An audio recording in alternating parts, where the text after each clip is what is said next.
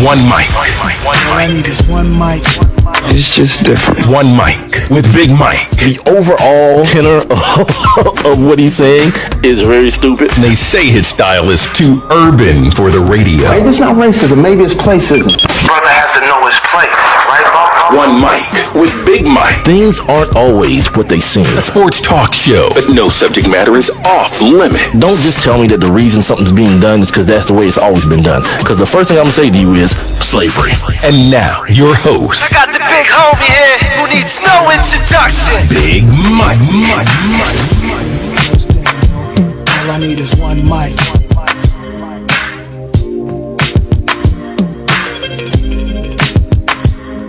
Hey, it's Friday. Welcome into the One Mic with Big Mike show here on Spreaker.com. That's Spreaker.com. I'm also being heard on the Spreaker app. It's available on all your mobile devices, whether you got the Apple situation or Android or Windows or whatever you may have. I'm also live on TuneIn for everybody who's rocking the TuneIn app on your mobile device. And of course, on the website, One Mic with BigMike.com. The show is also available on demand after the fact. You know, once I'm done doing the show at 9 o'clock, you can always get it on demand and share it with your friends in all those situations. At all four of those outlets, as well as on iTunes, iHeartRadio, Stitcher, Google Play Music, and YouTube. And speaking of YouTube, let's give a round of applause. Yeah, round of applause. Wednesday we had some technical issues with the live video stream, and guess what? Today, the podcast gods have blessed us. Maybe not you, because you're the ones that gotta look at me, but you know, the entire package is back together today. So I am streaming live video, which is available on demand following the show on YouTube, as well as the audio for the show. Make sure you subscribe. You guys can go to my Facebook page right now if you one of those people who like to watch.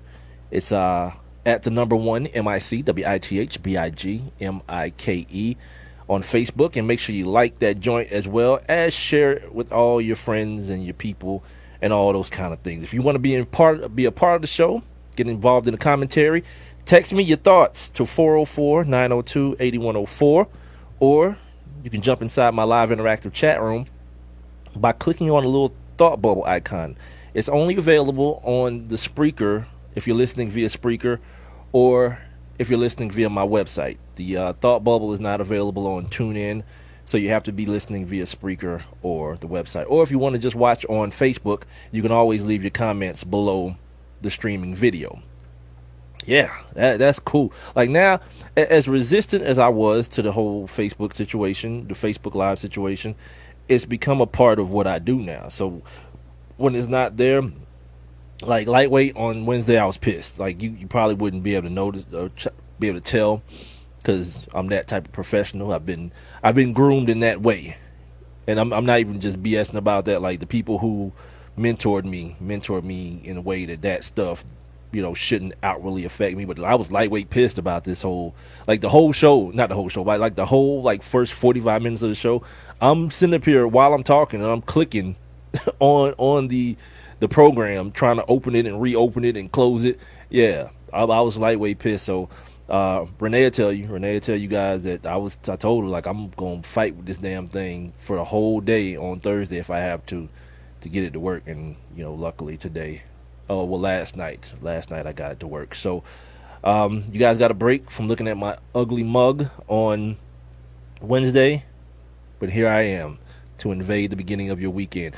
It's a Halloween weekend, so to speak. I mean, everybody's gonna be partying over the weekend for Halloween, but the actual day is Monday, right? I don't do the Halloween thing. I don't do holidays, you know, in essence anyway. But the one thing I will say is like the same type of stuff that I say like around like 4th of July and Labor Day, when like dangerous stuff could happen. Like if you taking your babies out trick-or-treating on Monday and all that stuff, like, please, I know this sounds like rudimentary, but please keep a close eye on them, man. Like right here in right near where I grew up at, it was a couple years ago, and I think it's happened a couple times. Like someone turned their back for like a second and wasn't paying attention to their baby, man, to their kid, and they were struck by a vehicle and killed, man. And that's one of those unfortunate things. You go out and you're trying to spend some time with your kid and trying to do something fun with the baby, and the next thing you know, something unfortunate like that happens just off of a split seconds. Like, it's no one's fault. No one was drinking and driving and none of that kind of stuff.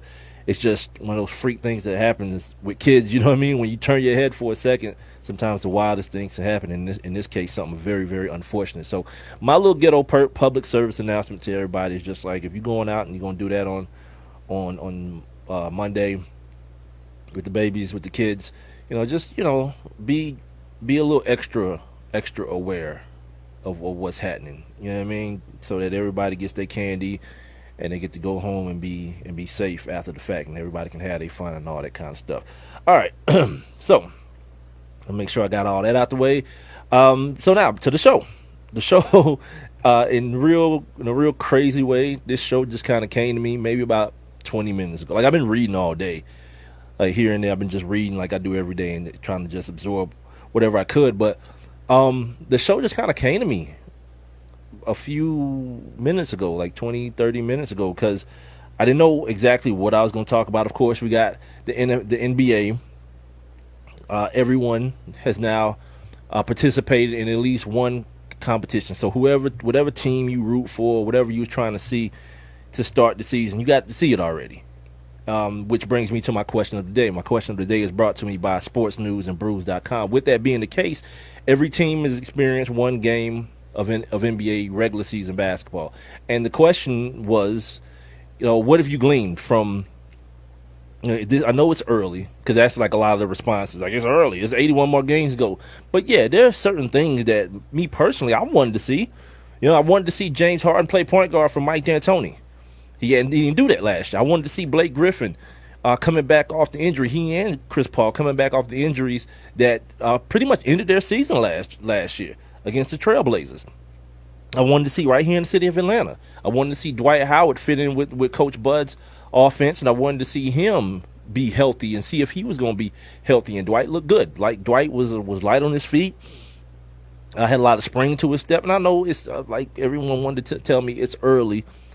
But the other thing that I know, and the other thing I realized, that a lot of adrenaline could be involved in these type of things, no doubt.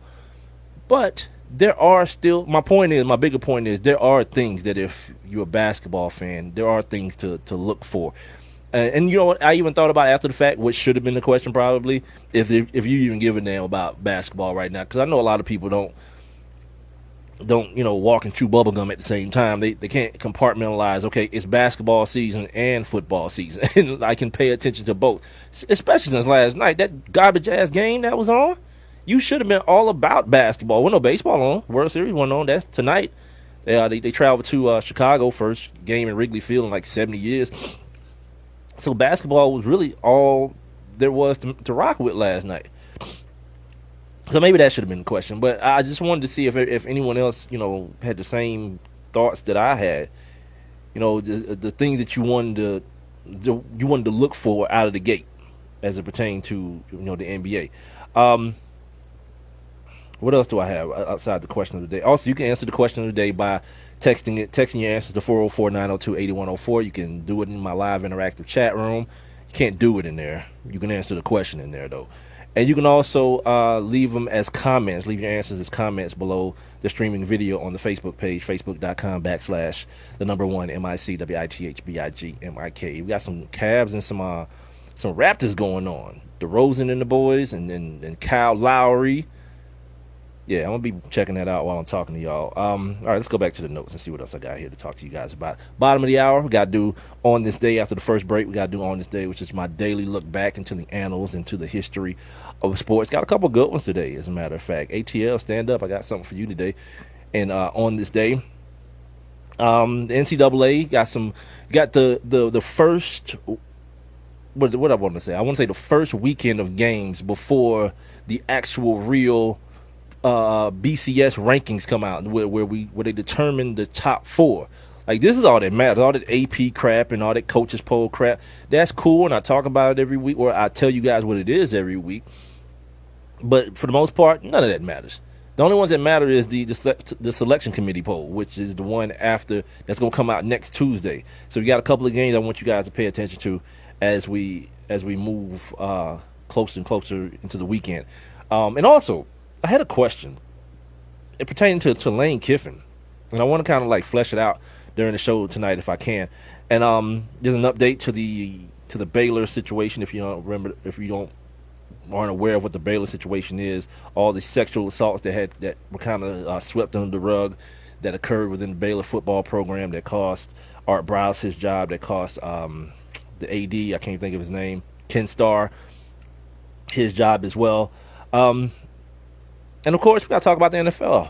Falcons taking on the Packers here in the city this weekend. A winnable game, very winnable game. But I know there's a lot of Falcons fans. I don't care how much Falcons pride you try to act like you got right now, and how much hope you have. You in the back of your mind, you thinking about that last year a little bit, and it's just human nature for you to be thinking about that, because you've seen a couple of games come down to the wire and the Falcons not finishing.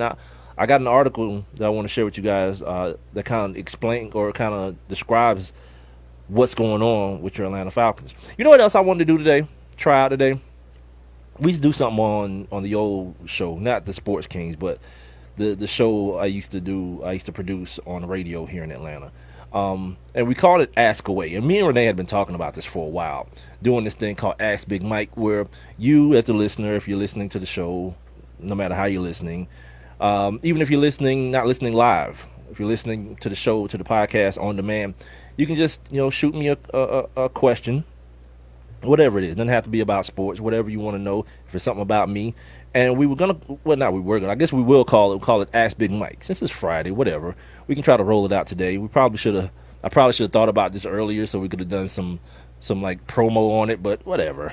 I mean, if you guys want to ask me questions, fire them away. You can leave them on Twitter and Instagram. I'm at the number 1 MICWITHBIGMIKE. I'm also streaming live video on Facebook at the same handle. That's my Facebook page, is at the same handle, One Mike with Big Mike. Or you can text them at 404-902-8104. Let me grab this phone real quick.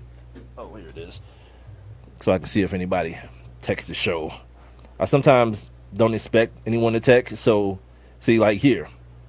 Yep, someone from I don't know what this is, the 636. This was yesterday, as a matter of fact. Yo, Big Mike, it's your boy Zach here. How things been? Haven't been watching the show long, just a couple of days, but he keeps cursing. But have yourself a good day, homie. Well, appreciate it, Zach. Thank you, brother. From the 636. Somebody check out where that's at, the 636. So you can be like Zach and just text the show, 404-902-8104. Zach just wanted to holler at me and give me a little compliment and a little encouragement for my day. I can't be mad at that. I need all that I can get. Appreciate it, homie. So I mentioned earlier the conversation that came to me today, or a few minutes ago, or the direction of the conversation, especially to start the show. It kind of was spawned by what happened in Philly on opening night. If you guys don't know, Sevyn Streeter, R&B singer Sevyn Streeter, was supposed to sing the national anthem. And she wasn't allowed to because she was wearing a jersey that said, "We Matter" on it.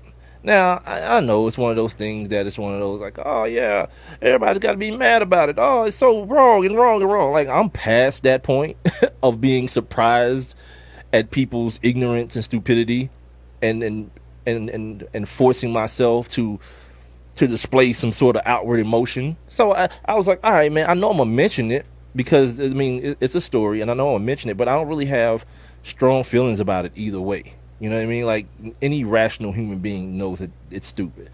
You know what I mean? Like, you ain't have this one Colin Kaepernick that kind of just snuck up on you. You know what I mean? Like, Cat's been kneeling during the anthem, and Cat's been like, there's a white boy in Milwaukee the other night had Black Lives Matter on his guitar while he's playing. Like, this ain't stuff that sneak up on you. So when it happens, I'm like, all right, somebody just trying to prove a damn point or something now. So I started thinking, like, I didn't even think about it. I put it on my notes and said, all right, at some point we'll mention it. But as I was reading today, other things came into my view, into my consciousness that kind of encapsulated the entire situation. One of them being this poll that was done. Seton Hall, I think, did a poll, and they asked football fans, like 814 football fans, why they thought. Same question I asked the other day, as a matter of fact. Maybe they copying off me. Why they thought the ratings in the first 6 weeks of the season, they're 11% lower than they were in the first 6 weeks of last season, the NFL season. And the top answer, and again, I'm gonna make sure I make this very, very clear. I'm not gonna be like one of these people like there's a poll that said it was only 800 some people. I mean, it's like 814 people that they polled, and it was a poll that they say is reflective of society. Yeah, I think that's the way they put it. So take that for what it is. But for those people, the majority of them, 50-something%, I'm here looking for, I'm looking for the actual numbers to give you guys here, and I don't think I have them here.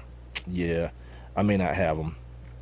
Sorry, I thought I saved them, but I may not. I may not have. So anyway, a lot of people feel like it's the national anthem protest. But here's the thing: like after the first week, guess what? No one's caring. No one's even televising that. And here's the other thing: if you're a football fan, and if that is keeping you from watching football, you're an idiot. Because most of us ain't paying attention anyway. Like the only reason that I did pay attention.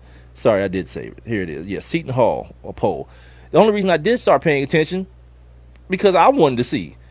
I wanted to see who was doing it and who wasn't after a while. And then it boils down to like a dozen. Somewhere around a dozen players are doing fist up or kneeling. And one of them just retired. Hell, Aaron Foster just bounced. So the numbers just went down. So it got me to thinking, with this still being a topic of discussion, has it kind of just reached its crescendo? And now is it definitely time to be looking at the next evolution?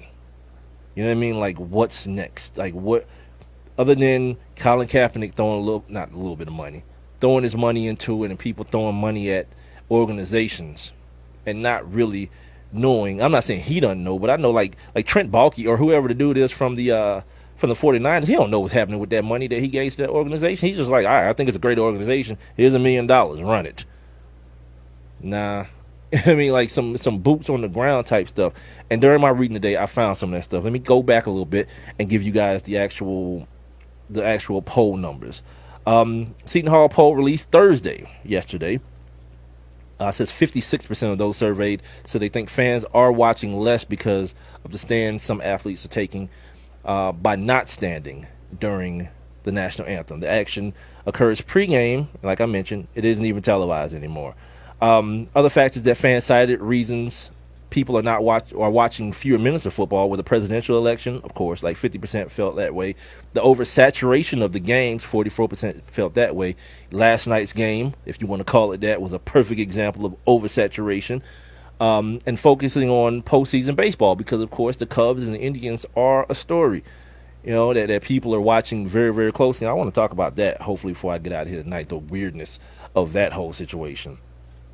And, of course, the old head injuries and the decline of the play, how bad the play has been. So, yeah, and there was 841 adults who they surveyed. So not like 10 grand or nothing like that, but less than 900 people, not even 1,000 people that they surveyed for this thing. And again, they surveyed football fans. The survey I want to see is the survey of people who don't watch football, or maybe who did watch football and don't watch it anymore. Why aren't you guys? But this is an opinion poll. As a football fan, why do you think people aren't watching the game? These aren't people who went around and asked people why they're not watching. They're asking people why they think other people aren't watching. So it's something like anything else to be taken with a certain level of perspective. You know what I mean? And not just let these people get on radio and say, there's a poll that says, people ain't watching the game because of Colin Kaepernick. Because that's the way they'll give it to you. No, that's not what the poll says. So anyway, thinking about the 7th Streeter thing. And by the way, the Philadelphia 76ers decided they were going to apologize. Like, I'm not big on apologies in the first place, but I'm definitely not the dude. Like, you don't get to do that with me. You don't get the dude to consciously do something wrong to me and then come back and think you saying you sorry is going to be how it ends. It's like somebody stealing from you. Somebody steal your car, and then they bring it back and be like, well, at least I brought it back. MF, the damage already been done. You stole from me. I don't care if you brought it back. That's not the point. So this whole thing with the 76ers, here's their apology, first of all. We're sorry this happened. After receiving feedback from our players, basketball operations staff, and ownership group, we believe that the wrong decision was made, and Seven should have been welcome to sing. We apologize to her, and in an effort to move the conversation forward, we have reached out to offer her an opportunity to return to perform at a game of her choice. We are waiting to hear back. End quote. I don't know what that means. Perform, like do her songs, or she get to do the anthem, or what? Now she needs to show up with like a whole Black Lives Matter like suit on, like in a choir too, a choir behind her, all of them wearing like Black Lives Matter everything, like black gloves on. They like all that needs to happen now, because that's the type of petty I have in me. Like if we gonna do it, and you gonna get mad because I got a jersey. Her jersey, by the way, for those of you who didn't see it, said "We Matter," and for her. Like, she's a lot of we's. You know what I mean? She's a human being first. She's a black human being. She's also a female human being. She's a couple of different we's. So now with the ambiguity of her shirt, you got to explain which we you mad about. The black part of her, the woman part of her, or just the human being part of her? Or is it just like she can't be included in the we? She's black. There's no way she's a human. You know what I mean? Like now you got to do that. That's where this whole thing that we have now in society, where it's like, I'll do something effed up, but then I'll apologize. Keep it, save it, cuz you know what I mean, save it. I'm good, dude. I'm good. Like Renee's in the chat room. You guys can jump on in there too. Click on that little thought bubble that you see on the player if you're listening via Spreaker or the app.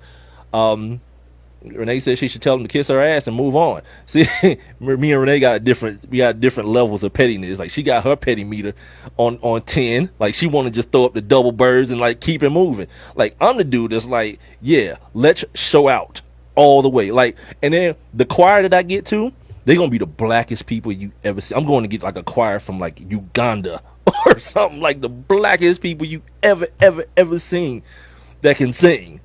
That's who I'm showing up with. And I'm talking about a mass choir, not like 7 people, a mass choir for the entire floor, the basketball court.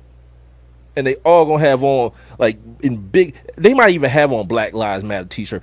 They might just spell out Black Lives Matter with the people. You know what I mean? That's the type of petty I'm on. Like, nah, hell no. You don't get to run that.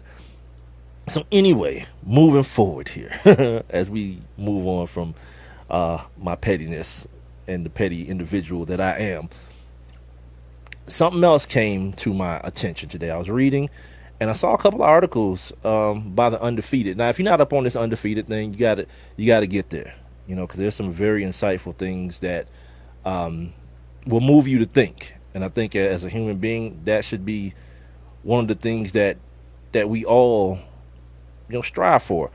And one of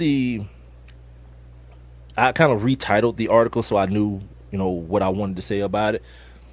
And it's kind of like something that I've been saying for a while about this situation. Like, after the kneeling is done, and after the fists are done being raised, and after the t-shirts are done being worn, okay, what's the next evolution? Like, where's the part where we start talking about the actual point of change? And here's what I think, and here's what I believe in my heart of hearts. I believe no one wants to say that I don't know. I don't know that it can be, and I'm very unsure, because people, like, for the most part, like any people of oppression, or that live in oppression, or any people who are like prisoners, the thing that they need is hope. You know, that's something that's a requisite. You feel me? And to relinquish that, or to toss that aside, it means more than just, like, I could be that dude to say, come on, just be real about it. No, I'm not going to be that. I feel like I'm being realistic, that the systems that have been orchestrated and the people who have created the systems have created systems in which they've benefited from them so long and in such a grand way. Those people have to be willing to change those systems. You know what I mean? And it's akin to saying you have to be willing to take a pay cut for your job to be able to run a commercial or something. You know what I mean? It's like the first thing you gonna say is that ain't my damn problem. I need my money. So it's kind of like akin to that. And you asking these old white men who tell women, you know, if you don't want to get raped, close your legs tighter. These people with those type of sentiments, you want them to change it? You want them to change the system? Because those are the people who have the ability to do it, not Colin Kaepernick. And I got some other stuff too about, you know, what people who do have influence in the world of sports can do, but aren't doing. This article, I don't know who, Charles Grantham, I think, wrote this article. He talks about something that I've talked about plenty on this show. He says any solution will require a financial commitment and a strong political lobby. That means it ain't marching. You know what I mean? It ain't putting all your money in the black bank or eating at just black restaurants. And it's not that. You know what I mean? Because the people that you're trying to affect and the people that you're trying to get to change things, they don't care nothing about that. Like the market is a global one now. There is no such thing as a localized market right now. I told y'all before, I heard like about 10, 15 years ago, Bill Gates said there's two type of businesses. Those that are online and those that are going out of business. Because he knew that the way to stay in business was to be as far reaching as possible. So now, all right, you can stop buying whatever, pick a product. You can stop trying to buy it. But also the way the tier system and the way things are set up tier wise, you don't know who owns anything anymore. You know what I mean? Like you look at Coca-Cola and then just follow everything under Coca-Cola. You can just Google this, for example, and everything they own. And then ask yourself, how many of those things can I do without in my life? If I'm that about what I'm saying, if I'm really about it. Again, the system has adapted to those tactics, to those boycotting tactics. You know, things like apartheid. When I remember being a kid and people was like, don't buy Pepsi. And Pepsi was like, oh, junk, we got to do something about this damn apartheid. Now, ain't nobody done. I don't care. Because those things would have an effect on the bottom line back then. Not now. Pepsi own too much other stuff, you know, that you don't even realize is Pepsi when you're not even drinking it. It's like stuff that you use and consume that Pepsi is a part of. He also talks about how change will require those who own professional teams to do something. Yeah. You know, I don't know if you ever heard Chris Rock talk about the people who are rich and the people who are wealthy. Shaq being rich, but the man who who signs Shaq's paycheck being the wealthy one. Like, those are the people who change things in this country. Those are the people who put their money up in these lobbies and things of that nature to get laws and bylaws and things like that changed. Look at that damn documentary 13th. Like, don't just be like on this whole like, oh man, it's just something else about slavery. No. There's a lot of stuff about how policy is made in this country that I know for certain that I didn't know. I didn't know about no group called ALEC. Only ALEC I know is my white homie who I talk to all the time. You know what I mean? That's my man. But there's a group called ALEC, man, that all these Verizon and Walmart, Allstate, and all these companies that you might say you want to boycott, and I'm telling you they don't care. Because they're making rules. They're making laws. They're making minimum sentencing laws. I mean, they're making a difference in the sentencing between crack and cocaine, powder cocaine and rock cocaine. Targeting your black ass. You know what I mean? 3 strikes and you out, all that kind of stuff, man. Like, when you sitting around, like, if you sitting around there wondering where the hell is all this stuff coming from, that's where it comes from. Let's take a quick break here because I want to delve into some more of this article here.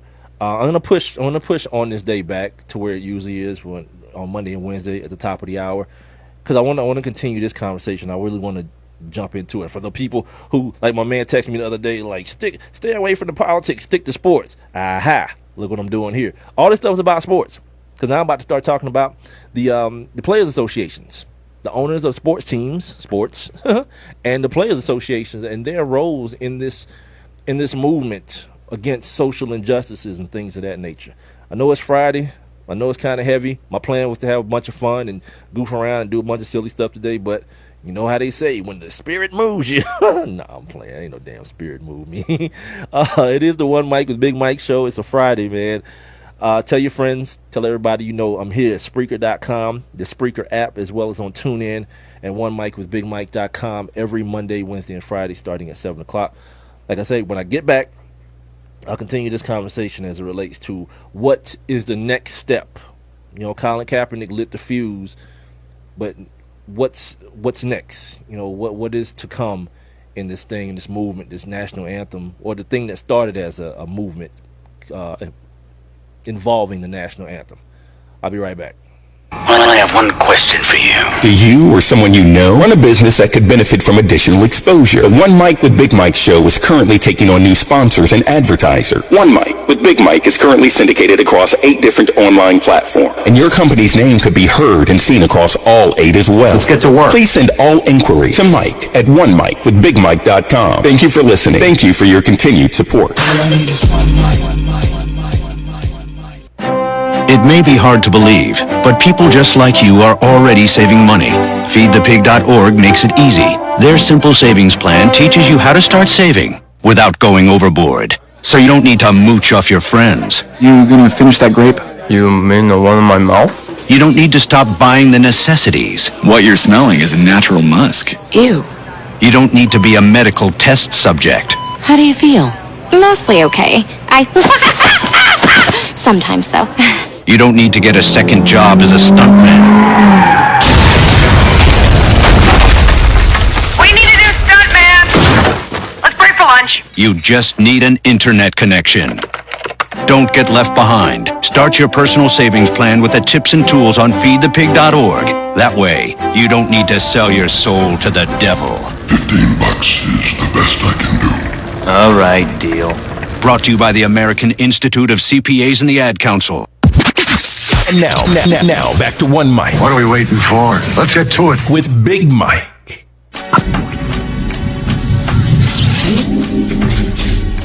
Oh yeah, we in this bit. Hey, I'll be up all night. Friday, right here on the One Mic with Big Mike show. Spreaker.com is where you're hearing me, or you might be hearing me on the Spreaker app, or you could possibly be hearing me on TuneIn. Or if you go over to www.onemicwithbigmike.com, I'm there as well. I love to hear from you. You can text me at 404-902-8104. You can also jump inside this live and interactive chat room. You got to be listening via Spreaker or the app, though. Just go ahead and click that little thought bubble icon you see. It'll get you right up in the chat room. You can also leave your comments below the streaming video I got going on Facebook. Facebook.com/1MICWITHBIGMIKE. Renee, do me a favor, Renee, if you're listening. Can you check the audio on the live stream? I noticed that on the promo I did earlier that the audio seemed a little bit loud, a little bit distorted or whatnot. So if you could check that for me and just let me know if it's coming through at a pleasant enough level, I'd appreciate that, and I can adjust it if need be. Before I went to break, I was talking about what happened the other day with 7th Streeter. You know, I've never seen that woman a day in my life. Like, I know her music. I listen to a lot of Pandora. But so many of these artists, I don't know what the hell they look like. I saw the video that she posted about what happened to her. And like so many of these Facebook videos, I don't even listen to them. I watch them. I see them going. That's why I like the ones with the subtitles. I thought it was just some chick posting a video like the rest of y'all do. I didn't realize it was somebody that is known until well after the fact, like the next day or whatnot. But anyway, I was talking about that and looked over, saw a couple of articles pertaining to something that I was talking about for a while now. The next evolution of this thing that Colin Kaepernick has kicked off, this awareness. Now that people are aware, and we know who cares and who don't care, all right, we can put one of those groups, push them to the side, deal with them, when necessary. But for the people who care, we gotta, thank you, Renee. We gotta figure out where and what's next.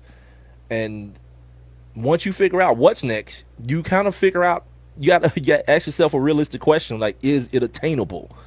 And one of the homies from the Undefeated, he poses a couple of different options, and it's regarding ownership, sports ownership of the NFL, the NBA, the WNBA, these massively populated leagues that are populated with African American players and players of color, specifically African American players, 70 to 80%, depending on which league you're talking about. And he talks about a financial commitment being needed by the ownerships of these leagues, these teams, and I 100% agree. He says in this article, as the NBA and the National Basketball Players Association negotiate an extension to the current collective bargaining agreement, why not? Why not take a small amount of the shared revenue? And he proposes 1/2 of 1%, 1/2 of a penny, to create a fund to use sports as a tool to address the inferior education of inner city schools and the deteriorating relationship between young black men and law enforcement in NBA cities. Now, a lot of you might be saying, "Oh man, see that's the whole thing. That's the old thing we always do. We push sports on young poor kids and young black kids as a way out of their circumstances when the odds are not in their favor." Okay, because when I first read it, I thought that too, but that's not what he's saying. What he's saying is, why not have these sports leagues take over the financial responsibility, or at least part of the financial burden that's on these schools in these cities and these counties, the financial burdens to continue to offer sports programs that, for a lot of, they do a lot of good for kids. But in the same sense, what ends up happening, if like I know, what ends up happening, because of people's lustful nature for sports, other things like the arts and things like that, music courses get cut because they can't stretch the budget anymore. And if something got to give, it's going to be stuff like dance or expressive things like drama or music, band, and all those type of things. Because everybody can't play football and basketball, man. Everybody can't do that. So what about those kids? So what this guy is proposing, and let me make sure I get his name. I hate knowing that. Charles Grantham, what he's proposing is take some of the money that you guys are negotiating about in these cities that you tend to take a lot from. Let's keep it real. Like everybody, like here in Atlanta, for example, everybody's all amped about, yeah, we get a new stadium. Yeah. Because you think, and you've been told, and I've heard many of financial analysts talk about how it's never what they say it is. It ain't no windfall for the city. You good if you break even. People think, these jobs are coming and this, that, and okay. So once the initial bubble of jobs, of the construction jobs, once that's over, because they don't stay on, these dudes don't have like careers building the dome. The dome gets built, and then these people need new jobs. But that lie gets told. It's gonna be good for the community. We're gonna take this tax from this. It's not gonna be a raising of your taxes, but the money gotta come from somewhere. And this money that could be, I don't care what no one says. Like here they talk about it's the hotel tax. It's from out of town. So that money already was going to be allocated. It's not as easy as just allocating it towards education. And my question is always, why? I know you telling me that, but why? If it's money, ain't it? And if you ain't got, like if you don't have a dome, a brand new dome to put it into, what was it going to go to? Feel me? But back to what I'm saying here. Try to stay on task here. He's proposing that these NBA teams and NFL teams, while they're doing all this negotiating, if they really want to do something for the communities that they're a part of, they really want to give back, that's a perfect way to do it. And I don't see no problem with that. When you start talking about 1/2 of 1%, dropping that into some after-school programs, some sports leagues that may be struggling to even stay afloat, kids got subpar equipment.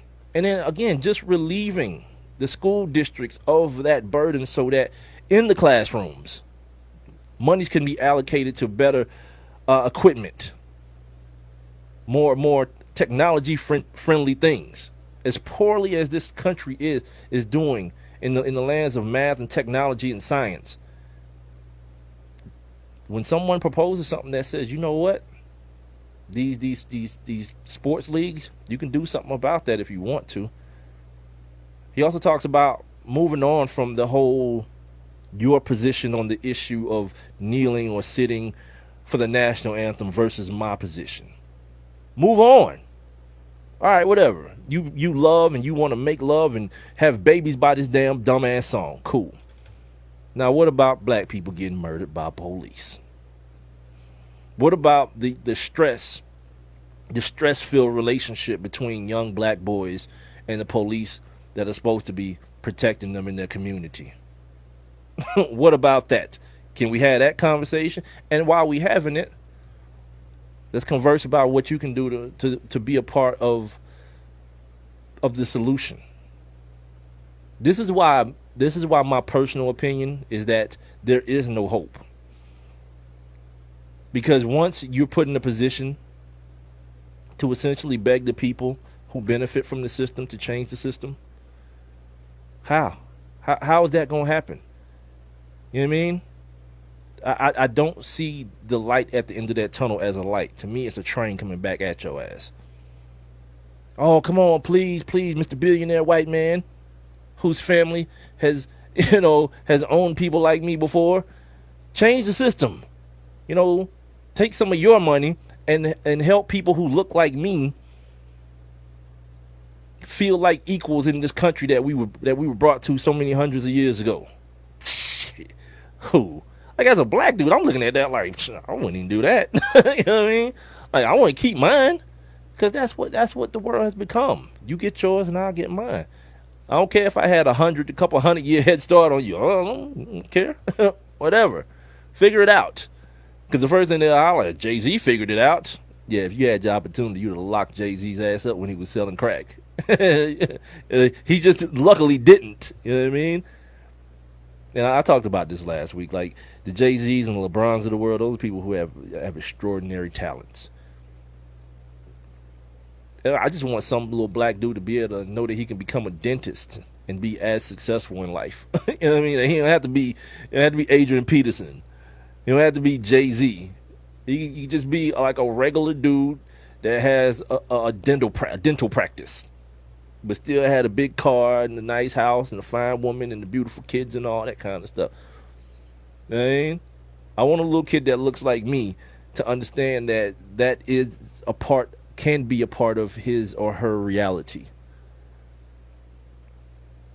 But right now, I don't see that being necessarily an option.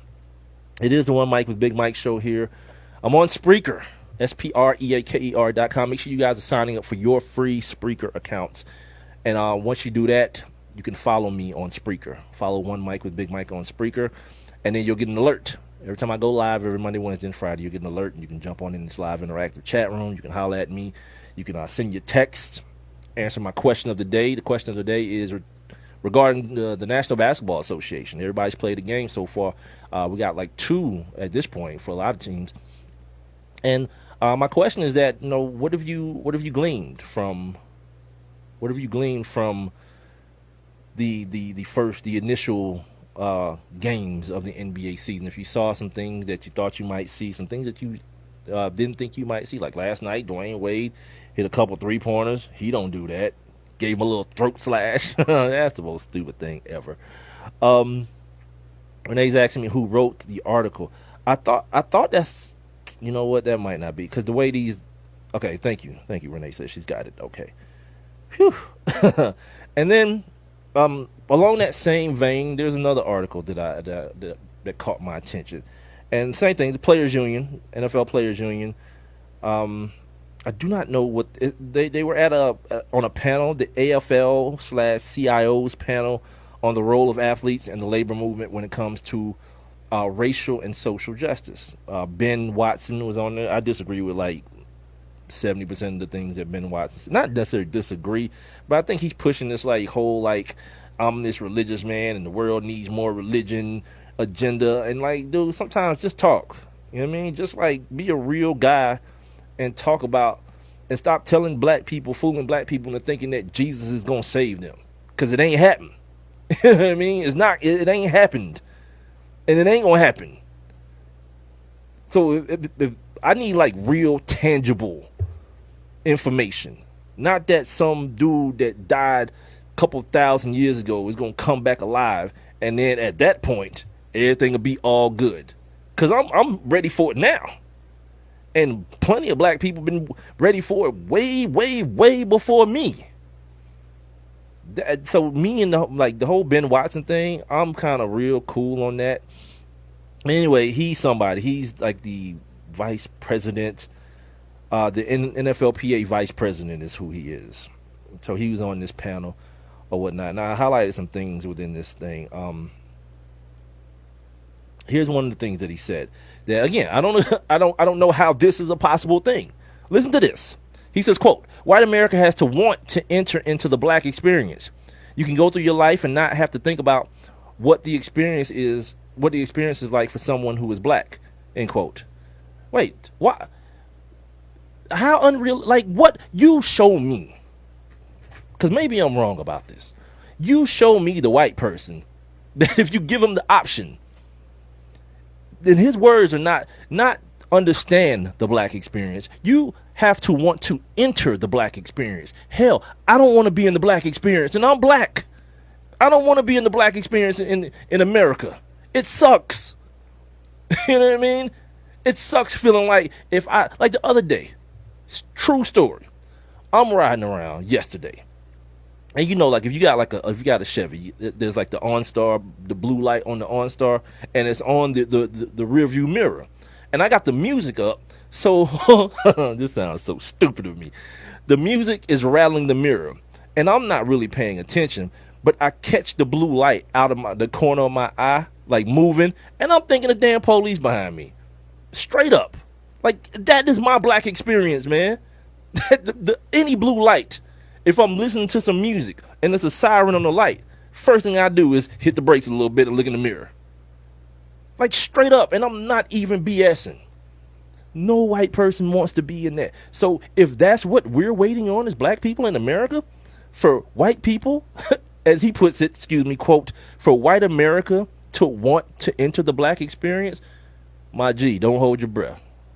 That ain't happening at all. At all.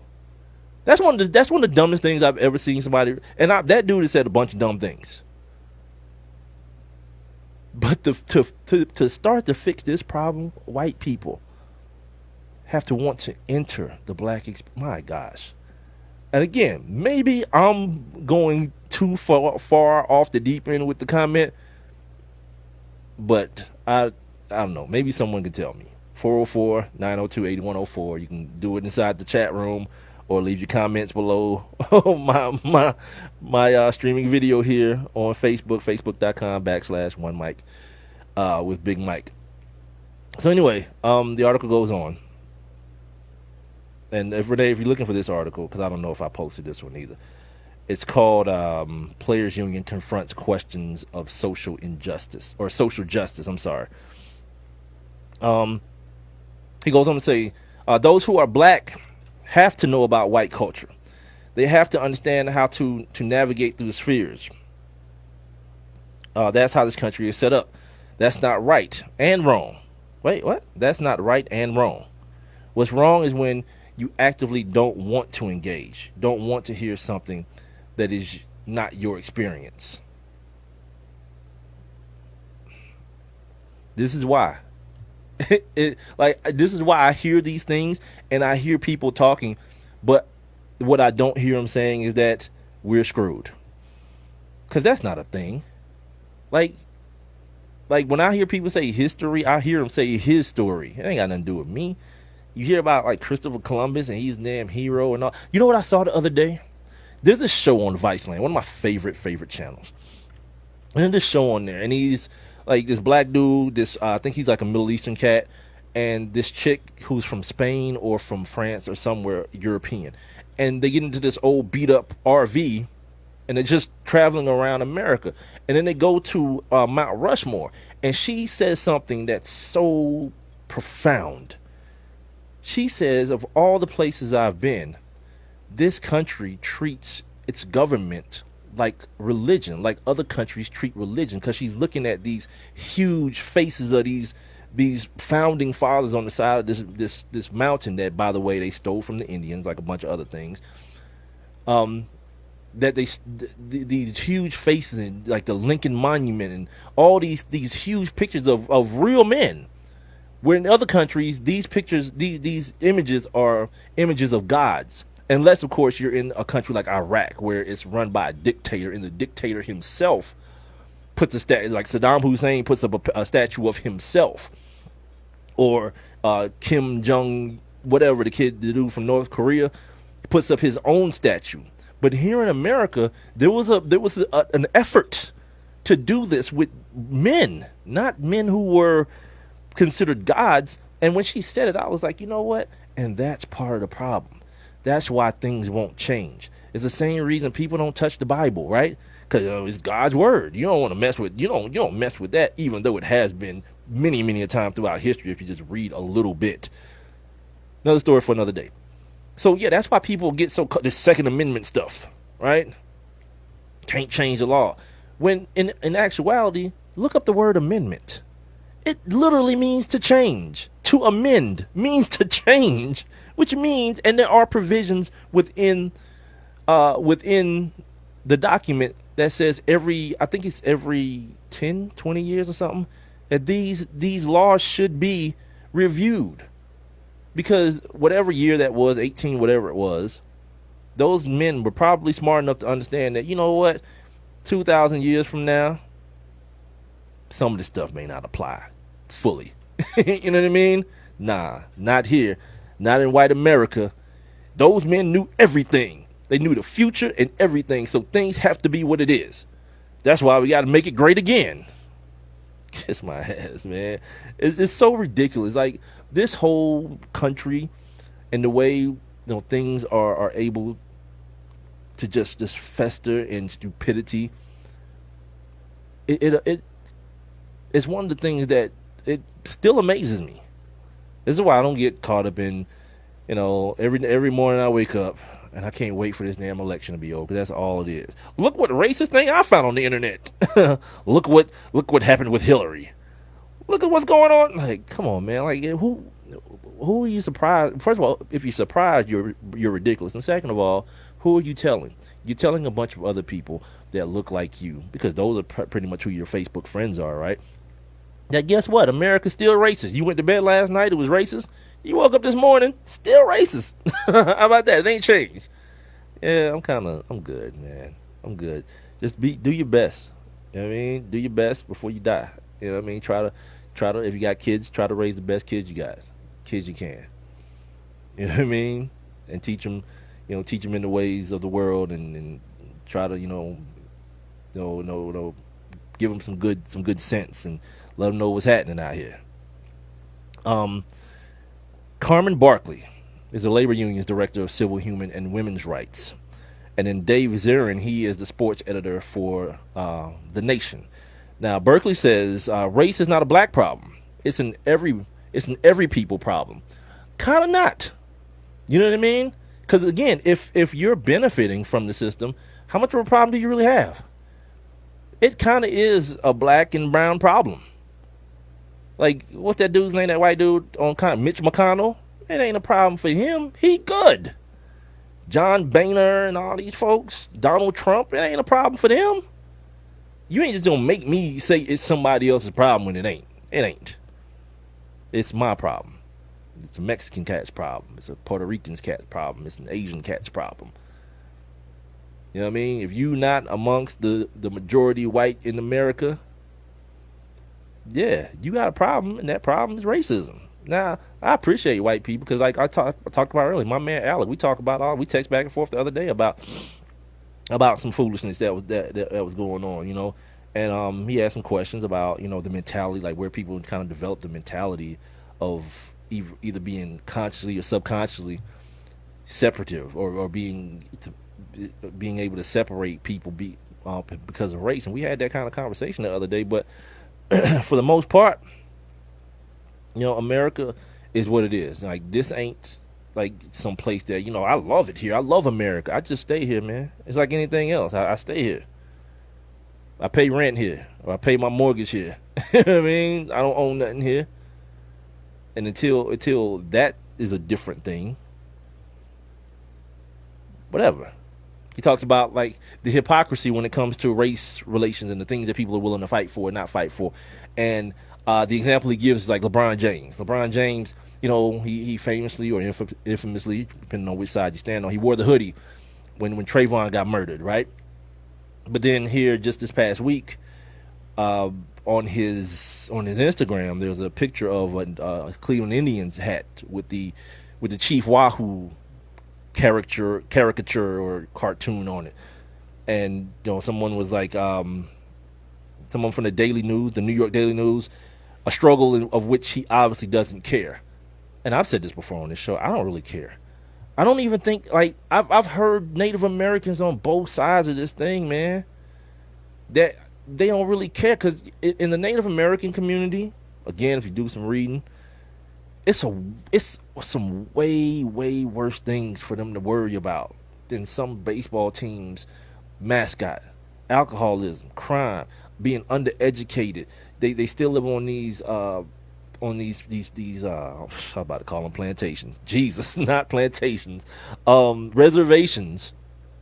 You know, where, you know, a lot of times crime is made to be acceptable because of their way of life. They still want to, some of the elders still want to live off the land and work the land and things of that nature, but they can't spare people. So when these young kids are growing up and they're drinking and they're doing drugs because they want to, you know, the allure of the outside life, they can't lock them up. They can't put them in jail or nothing like that, because if you put them in jail, it hurts the society as a whole. So it's like a lot of stuff that like the Native American community, from my understanding, has to deal with that are bigger than the Cleveland Indians and their stupid logo. You know what I mean? But so many times, just think about who you hear talking about this. So many times it's white people. I heard like Dan Patrick talking about this the other day, talking about, you know who does it right though? The Blackhawks, the Chicago Blackhawks. They do it right. Who the hell are you to make that call? You know what I mean? That's why it's so stupid, man. Like, and for LeBron James to wear that hat, I got a hat that my man Mac used to call my racist Braves hat. You guys have seen it on the show if you watch the live stream. You know,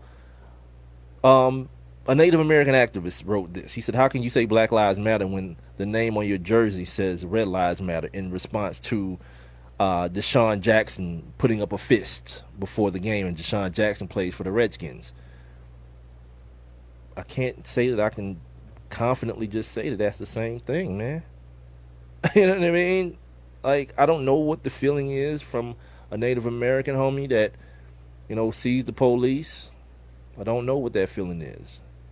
Maybe if I spoke to a Native American person, and you guys have heard the show before, I'm open to all that kind of stuff. Anybody who I don't know their point of view, I love to hear it and maybe gain some level of understanding.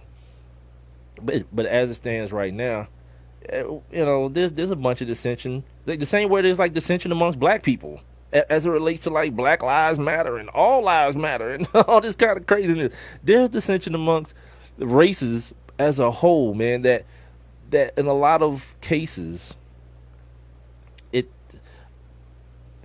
actually spoke about that in this article. I wonder, here it is. This is why change to all racial injustice comes at such a glacial pace. Minorities still routinely fight for their own communities more than they actually fight against racial injustice. Yeah. And to my point, there's fighting within communities. There's fighting within, not necessarily fighting, but there's disagreement within the Native American community as to, you know, whether like we don't care about that. We do. It's offensive. Same thing with black people. Black lives matter. Well, I think all lives matter. Like, all right. You know what I mean? Like, until that can get straightened out, like, where we at? Like, you know, if we on like one accord, at least the majority on one accord, where we at? Like, where we going? I don't know, man. We're gonna take a break. Come back, do on this day. We gotta get into the football stuff, man. We gotta get into college football. Big weekend in college football. Big weekend in pro. Well, not a big weekend. A bunch of buys this week in pro football. So I'll run down the schedules. I got a couple storylines from each avenue. Also got basketball going on, baseball going on tonight. Bunch of stuff, man. We got an hour to get it in, so we're gonna try to do it right here on the One Mic with Big Mike show. I have one question for you. Do you or someone you know run a business that could benefit from additional exposure? The One Mic with Big Mike show is currently taking on new sponsors and advertisers. One Mic with Big Mike is currently syndicated across 8 different online platforms, and your company's name could be heard and seen across all 8 as well. Let's get to work. Please send all inquiries to Mike at onemicwithbigmike.com. Thank you for listening. Thank you for your continued support. All I need is one mic.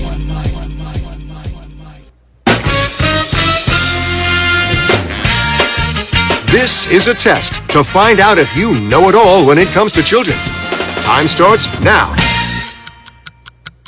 Name one of the leading killers of U.S. children age 1 to 13. What's the best way to protect children in a car crash? At what age and size should a child start using a booster seat?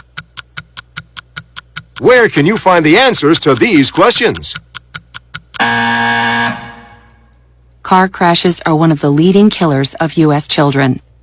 Many of those deaths could be prevented by making sure that kids are in the right seat for their age and size. Don't assume you know it all when it comes to car seats for your child. Go to safercar.gov/the-right-seat and know for sure. That's safercar.gov/the-right-seat. Brought to you by the National Highway Traffic Safety Administration and the Ad Council. One mic. All I need is one mic. What's the name of the show? One mic with Big Mike. You know, ain't nobody getting hurt, ain't nobody, there's no crime being committed. And they say his style is too urban for the radio. This is real life stuff that's happened to me. Well, you know what? You, and you. One mic with Big Mike. I like to be able to do what I want to do. A sports talk show, but no subject matter is off limits. Meek Mill's concert is not called the Hell Yeah I Banged Khloe Kardashian concert. And now, your host. Put your hands together for the one, the only Big Mike. All I need is one mic. Welcome back, and welcome into the weekend here on the One Mic with Big Mike show. I'm being heard every Monday, Wednesday, and Friday on Spreaker.com. Sign up for your free Spreaker accounts. Also, I'm on the Spreaker app for all your mobile devices. Also, if you got that TuneIn app popping, I'm on there as well. And on my website, onemicwithbigmike.com. The show, if you missed any of the first hour of the show, you can hear it on demand on all 4 of those outlets, as well as on iTunes, iHeartRadio, Stitcher, Google Play Music, and you can catch the video and audio on YouTube, my YouTube channel. Make sure you subscribe to that and share it with your folks. Also subscribe to my iTunes and subscribe to my Google Play Music for my Android users as well. And follow me on Twitter and Instagram at the number 1 MIC, WITHBIGMIKE. You can text the show at 404-902-8104 or jump inside the live interactive chat room, or you can leave a comment right below the streaming video like the homie Demetrius Perry has. And see, you can post ignorance too if you like to, and I'd read it. Mike, you just don't like Watson's word because he waxed the Falcons last year. Yeah, I don't care about him or the Falcons. In no regard. I don't care what he did to the Falcons. I think he's a religious nut job, that tries his best to interject that POV into every single conversation possible. And Jesus ain't gonna save black folks, man. Cause if he was, some of you religious nuts need to be questioning what the hell is taking them so damn long. You know what I mean? You run around here crying and praying and mad every time somebody look like you get shot by the police, and that ain't just started. Speaking of not just started, Renee says that in the chat room, she said there was ascension during the civil rights movement. That is not the problem. Nah, but it's not like this. It's not that like there weren't people not that I know of. There weren't people denying that there was a problem. I mean, you got people like Lil Wayne, and it's not just him. And the problem, he's not even just a singular, especially in this world we live in now, where everything is like communal. When this young black dude from New Orleans, It says, what racism? What? What racism? Yeah, there's a problem. You know what I mean? And it's the old adage of dividing and conquering. You know, so many of the people who look like us have reached certain economic levels, and I think that was one of the golden things about the civil rights movement. Because although there were stars, like Jim Brown was a star, but Jim Brown wasn't that far gone of a star where he still wasn't one of the people. Like you, like listen. Remember, God, I was about to say Joe Louis. What's my man name from Philly? Joe Frazier. Muhammad Ali, when he stopped fighting, Muhammad Ali went from being like Floyd Mayweather's gonna die rich. He's not gonna go broke. For all the people who's wishing that Floyd's not gonna go broke. Floyd's gonna die rich. He's got that much money. Muhammad Ali had enough money to go broke when he stopped fighting. When they wouldn't let him fight no more, y'all saw the movie when he's in the car, you know, and Joe Frazier's offering him a loan. The people who black people back then looked up to weren't that far removed. Jay-Z's not going broke. You know what I mean? It ain't happening. And I'm not saying that you have to be in a position to go broke, but what I'm saying is these people weren't touchable. They weren't reachable for the common person. They weren't that far removed from being a common person themselves. So the issues of the day, they meant a lot more to Jim Brown, and it meant a lot more to Muhammad Ali, Cassius Clay, than they do now, I can assume, to Lil Wayne, Floyd Money Mayweather, and people like that. The people who get mad about, they say, man, how don't they get it? Well, you know, dividing and conquering. You know, you put a couple of, you let a couple of the crabs out the bucket, and then they look back at the other crabs like, why you ain't here with me? You know what I mean? So, yeah, I understand what you're saying, Renee, but with times changing, there's something I keep on saying, like the game continues to morph and continues to evolve and continues to change. And as it changes, the things that were true at one point in history for black people, we can't continue to maintain them as true now. Let's do On This Day. Now, let's take a look back. On this day.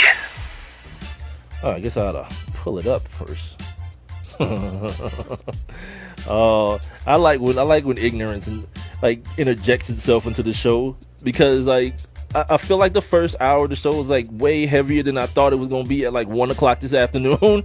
I was like, yeah, it's Friday, we're gonna just F around and do some stupid ill stuff, and here I am. So shout out to the homie Demetrius Perry, man, and saying, laughing at me in the chat room. On this day, that's what this music means. On this day in 1922, the first U.S. coast-to-coast radio broadcast of a football game occurred. Also on this day in 1973, Elmore Smith of the Los Angeles Lakers blocked 17 shots in a game. That's an NBA record that still stands to this day. And you know what I did? I went the extra mile on this day. I looked it up to make sure. I think Shaq is next with 15. And luckily for Elmore, they started keeping that stat in 1973, so big up to him. On this day in 1978, Donald Ritchie, he runs the fastest 100 kilometers ever, doing it in 7.2722 seconds. I'm not sure what the difference is between 100 kilometers and 100 meters. Is it shorter? It has to be shorter, right? He ran in 7 seconds. Now, on this day in 1994, the NFL Management Council and the NFL Players Association announced an agreement for the formulation and implementation of the most, at the time, comprehensive drug and alcohol policy. And it's still as stupid as it is. 1994 is when this happened. Now, dudes are still missing whole seasons for weed. By the way, shout out to Alden Smith. Alden Smith is the king of getting around the system. Every time, go to rehab. he just applied for reinstatement. Anyway, we'll see how that works. More to come. Stay tuned. On this day in 1995, stand up, ATL, the Braves defeated the Cleveland Indians, who are back in the World Series right now. But the Braves got that ass on this day in 1995 to win their first championship for the city of Atlanta. Shout out to the Braves, man. I remember when the Braves was losing I don't remember when they was losing like 100 games. Like, how many did they lose this year? Like, when I was a kid, the Braves were horrible, man. Man, when they started winning, I ain't even care if they ever won a World Series. I was like, man, the Braves are good. Whatever, I don't care. And finally, on this day in 1997, the NBA announced that they had hired the first women to officiate a major league all-male sport. And there's a bunch of ladies reffing now, man. I saw last night during the was that the Bulls game or was that the Hawks game I was watching? There's a lady, no, the Bulls game, reffing that game. The women, the names were Dee Cantner and Violet Palmer. Violet Palmer, by the way, I know exactly who she is. She's a black lady, openly gay woman as well, and black woman. All those, she checks off like all the boxes. But also, she just retired. She just retired from her reffing duties in the NBA, and also she was on Family Feud. I saw her on Family Feud. That's the first place I saw her, as a matter of fact, on Family Feud with Steve Harvey. And I was like, oh, okay, she's an NBA ref. Good stuff. Just recently found out about her lesbianism. Is that a word? Lesbianism? Anyway, Friday. That is your on this day. Your end of the week on this day. Where do I want to go from there? Did y'all hear about Vine? Vine is no more. The app where you could just take the situation, the video for 5 seconds. It's gonna be no more, I guess. I don't know if it's being I didn't read the article. I just saw it and I heard someone else talk about it earlier. I don't really care. I've never Vined anything a day in my life, so it's come and it's gone. That's what she said. With without any fanfare for me. I don't know what it is. You guys sad about Vine being on? People still like Vining? Okay, so Renee says it's becoming useless. I saw a dude. There are these people called influencers. This was on 60 Minutes this weekend. This dude, he's a multimillionaire from Vine. He does Vine videos, and they're called influencers because companies pay them to influence their followers to use their products. And it got so big that, of course, the government had to step in. That's why now when you see people post things on Twitter and it's like a promotion for a product, they have to put hashtag AD, because it's an advertisement. And the government, of course, wants to monitor everything you damn do. But no, this dude is black dude, a young black kid. He's like a multi-millionaire for doing, 5-second videos, 6-second videos on Vine. Yeah, I know he got to be pissed. Like Renee's like, it's useless. That dude's probably like, hell no, it ain't. Hell no, I ain't got no college degree. I barely got a high school one, and I'm a millionaire. America. Boom. Oh, he'll just move to. Oh, okay. So that's what Snapchat. I don't even know what Snapchat. Like, I'm only 39 years old. When I hear myself through these headphones, I'm like, who the hell is this damn 75-year-old dude? Snapchat or Instagram stories. Are they still 5 seconds? Because I think that's like his niche. Is that the fact that he can do it, and like he did like a parody, like a Batman versus Superman parody in like 5 seconds, So is that like, is it still 5 seconds, the videos, or is it longer? Because if it's longer, I think he kind of loses this particular guy I'm talking about loses his kind of, I don't know, the niche that he's kind of carved out with the Vine situation. Anyway, as you guys can hear, I don't know. Yeah, see, I think that Renee's saying they could be as long or short as they want to. I think that kind of takes it away then. Anyway, I don't know. I saw the story, and I thought maybe some of you guys who mess with all that, it's whatever. Okay, so see how I'm going back and forth between the situation? Demetrius is still in Demetrius is giving hella feedback on the show. I like the interaction on Facebook too, man. As far as what I was saying earlier, he says he's an Indians fan. And he thinks the name and the logo have to go. I've always thought that from when I was a kid.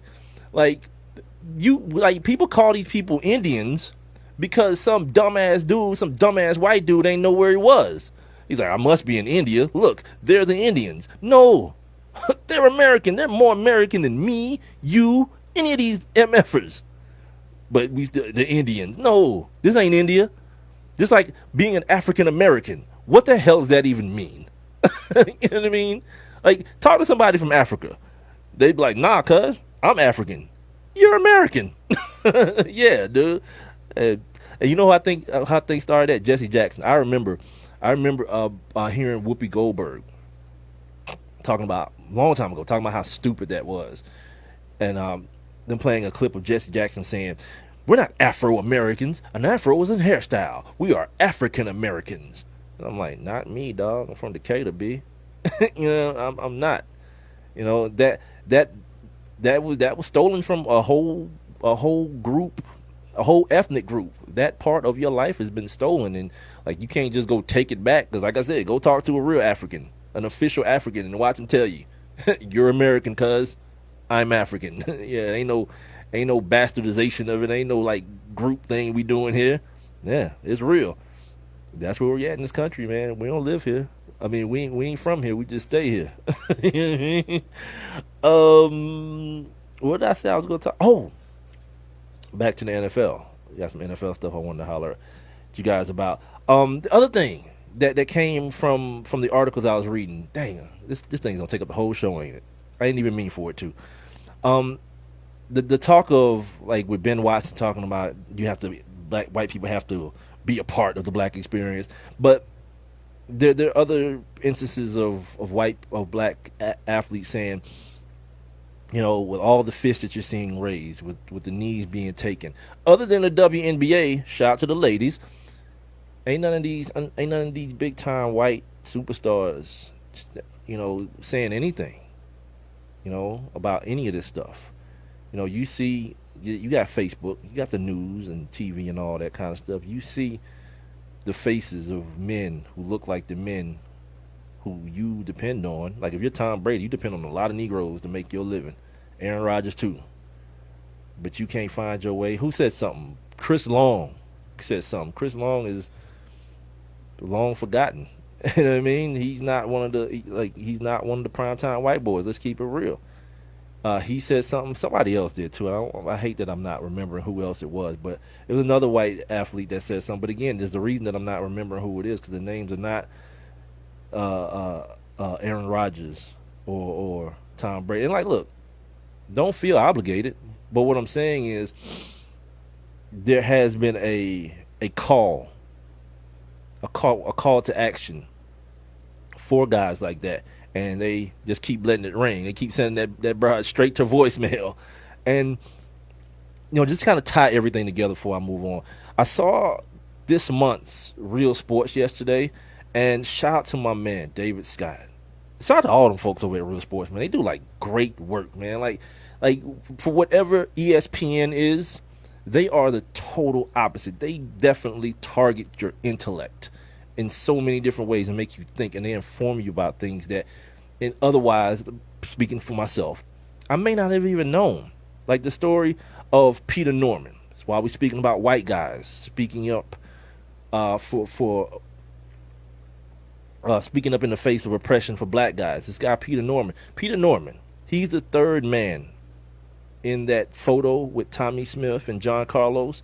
He's the white guy from Australia. And if you don't know about Australia at one point, it may still be, was like hella, at that time, it was hella racist. Because they got a bunch of, like, you know, Patty Mills, that dude was from Australia. Those Aborigines, they're black people. And in Australia, it was like a big push to like, this is about to be the whitest thing on. They talk about it in the Real Sports. I do advise you look at it.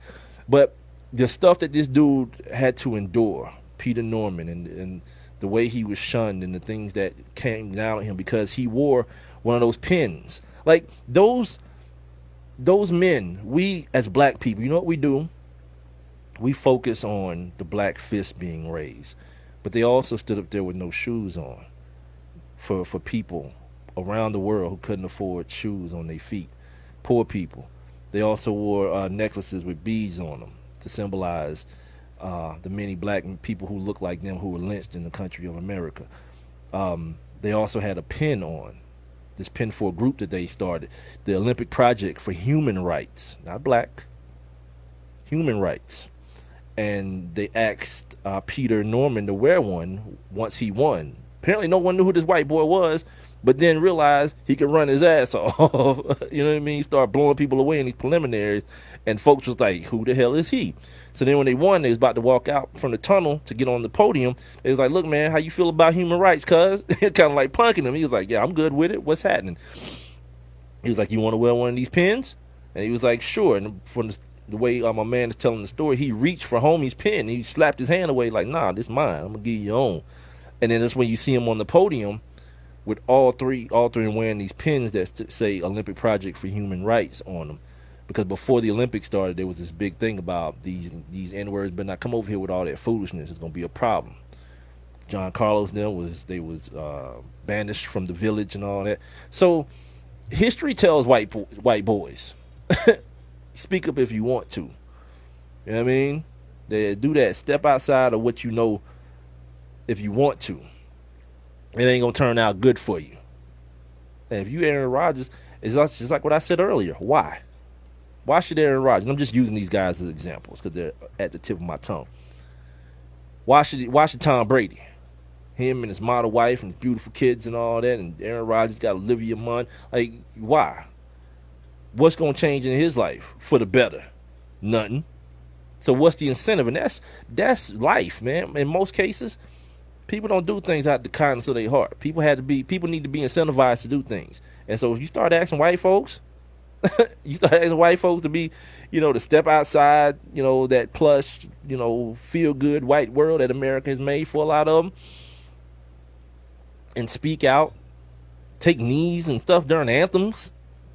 Yeah, you can keep waiting. I'm gonna be all right. Last couple things for the NFL. Goodell, that dude, that's one of the most stubborn dudes ever, man. Like all this head injury stuff, because he wouldn't say I was wrong. We were wrong. Not even him, because it happened before he came on board. It'd been easy for him to say, yeah, them dudes, they effed up. I'm gonna fix it though. I'm gonna be cool.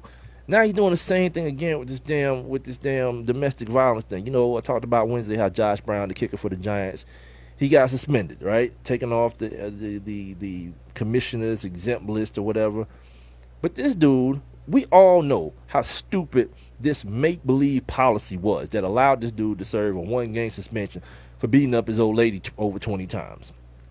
And maybe I'm overstating it by saying beating up, but I'm not the dude that's going to put like a temperature on beating your woman. You know what I mean? Hey, he slapped her. He ain't punch her. I mean, he just pushed her. He didn't kick her. Nah. I'm just going to put it in one big basket and let you people who like to talk about gray area and all that kind of stuff figure that out when it comes to this. You know what I mean?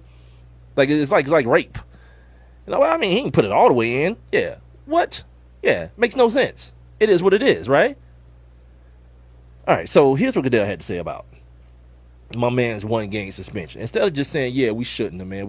We went through this already and we should have known better. Nah, here's what he said. He doubled down. What you see here is a policy that's evolved. We've learned a lot. But these are complex matters. When you talk to domestic violence experts, these are difficult matters to deal with.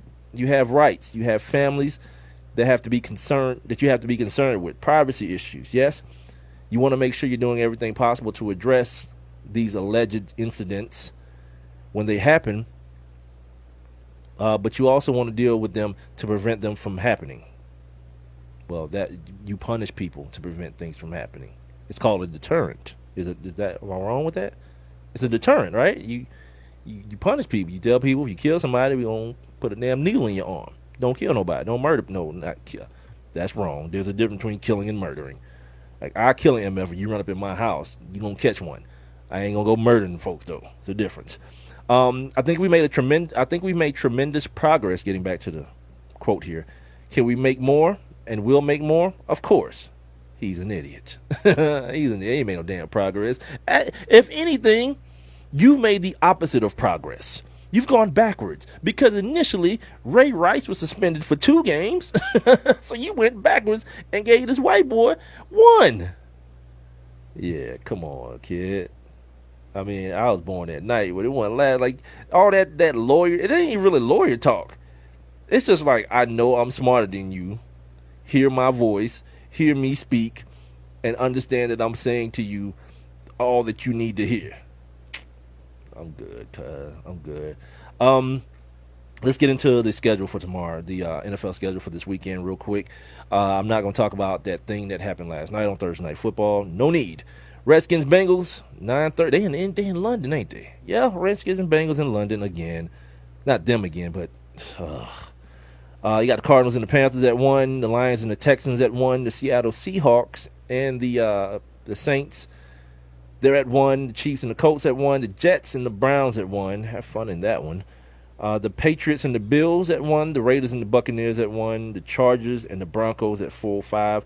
Oh, they bumped that. Oh, yeah, they did, didn't they? I think they bumped this game. The Green Bay Packers and the Falcons. The Falcons play a home game at 4:25. That should be pretty ill. I'm going to talk about that game here in just a second. And then Sunday Night Football, you get the 2 rookies, Wentz and Prescott, going at it on Sunday Night Football. Then Monday, you get the Vikings. They get to come back off their first loss of the year and take it out against Jay Cutler and the Bears. Jay Cutler's back, baby.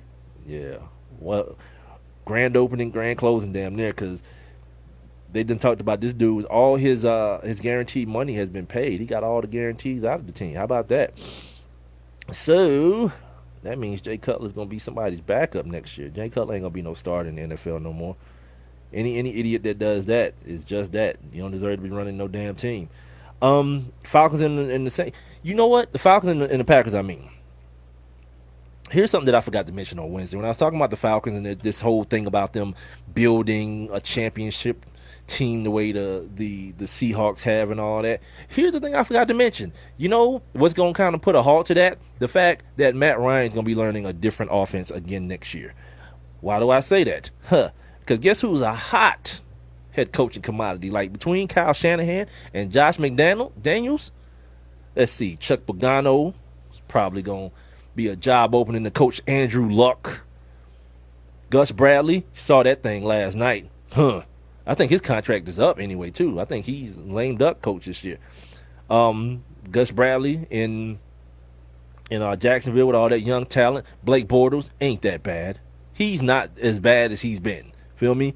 Sean Payton got a couple years, year 2 left out of Drew Brees. If Sean Payton get the old axe. Jeff Fisher, maybe. Like, you go out there, you get to coach a young Jared Goff, and here's the thing: if you're a brand new head coach, if it don't work out, he wasn't your guy anyway. You just take your ass back into the damn draft and get your guy. That buys you another extra 2 years at the front end of your deal with the Rams. So yeah, Kyle Shanahan's out of here like last year, man. So you got to deal with that next year. So while you sitting there talking about building a championship defense, a championship team, your quarterback starting over again next year. In my opinion, that's what's going to happen. He's going to have to start over with another offensive coordinator again last year. You remember what happened last year. It took some time. It took all the way to this year for Kyle Shanahan to kind of relax his hard stance on a lot of things that he believed in, and also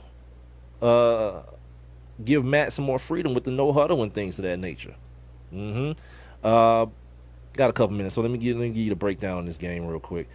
Before I go to break, if I can find it, and if I can't, I have to do it from memory. Here we go. All right. Atlanta, they rank number 27th in the NFL in points allowed per game. That defense is horrendous. Like, I don't care about yards and all that kind of stuff. The object of defense is to do what? Keep the other team out the end zone. The Falcons are 27th in that. There's only 32 teams for those of you who don't know. The Falcons are the best, though, in yards after the catch. So when they get the ball in their playmakers' hands, they know what to do with it. Of course, there's always that worry of that 15 slide happening again. So that's going to always be in the back of their mind. The Falcons have been outscored. Here's a big one.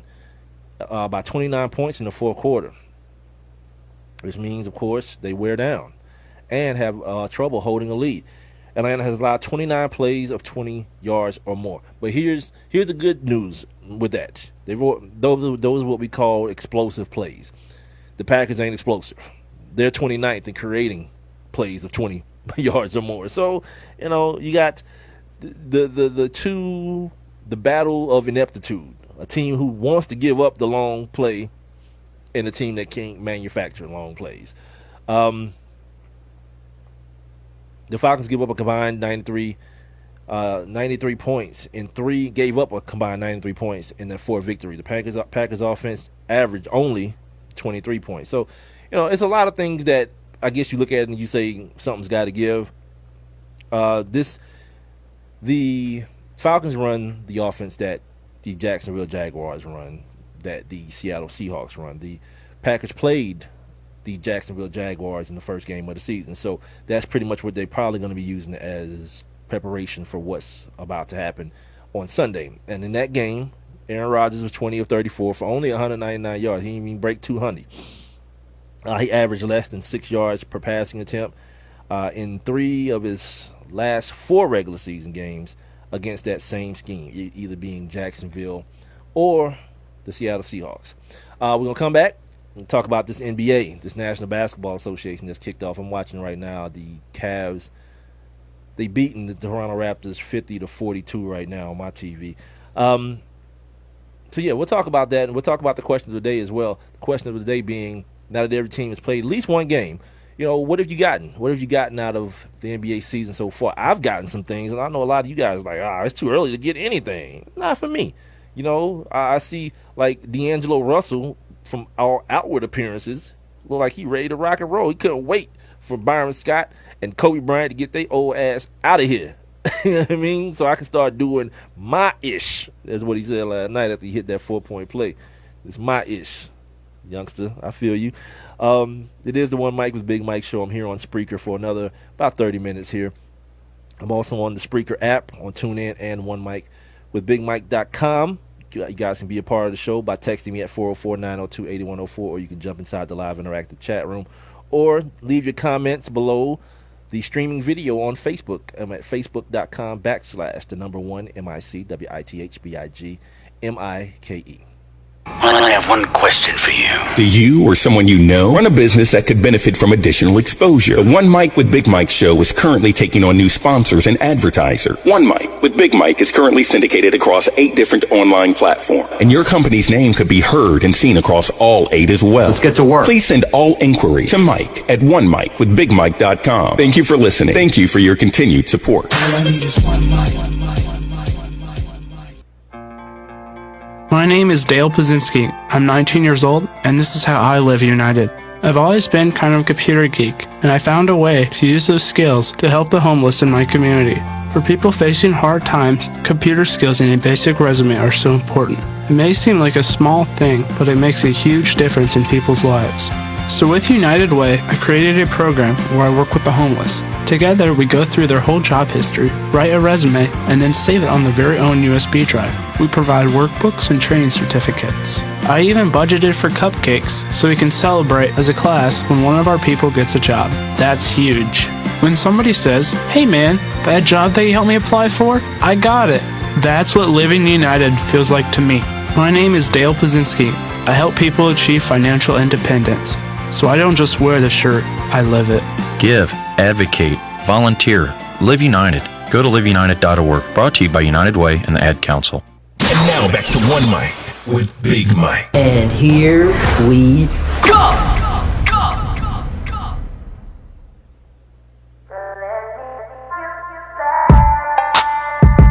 Hey.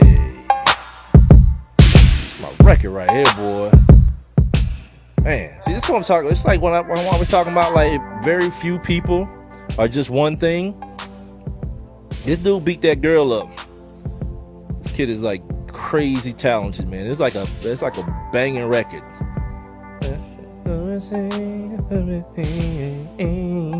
Don't know no words. no words to nothing. It is the One Mic with Big Mike show.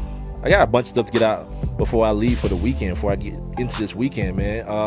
Got to talk about the NBA, of course. Got to talk about what's going on this weekend in the NCAA. So I guess we ought to jump right on into that, right? I'm on Spreaker, the Spreaker app. Tune in, One Mic with Big Mike as well.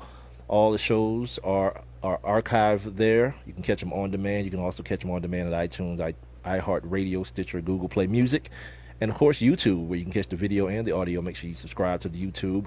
Subscribe to the iTunes, the Stitcher, and the Google Play Music as well. Follow me on Twitter and Instagram at the number 1, MICWITHBIGMIKE. Excuse me, got a little frog action there. So, yeah, my question of the day, UMFers act like it was stupid. You know what I mean? It's too early. There's still 81 more games to play. I know, I can count, damn it. But NBA season is here, and I forgot. Like, so many of you dudes don't like to mix your sports. It's like those weird people who like, my food can't touch.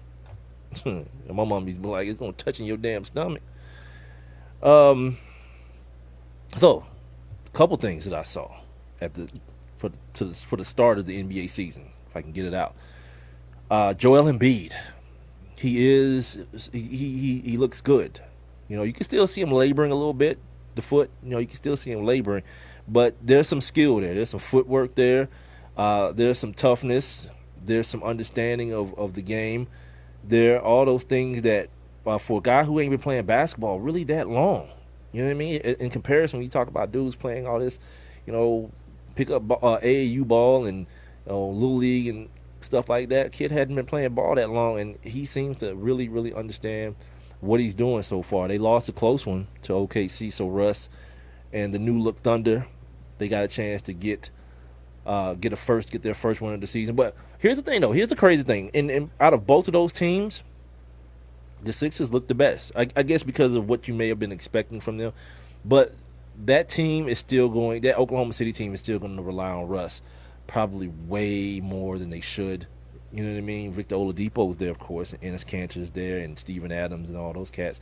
But you know, Russ he's so dynamic. It's like being the Julio Jones of basketball.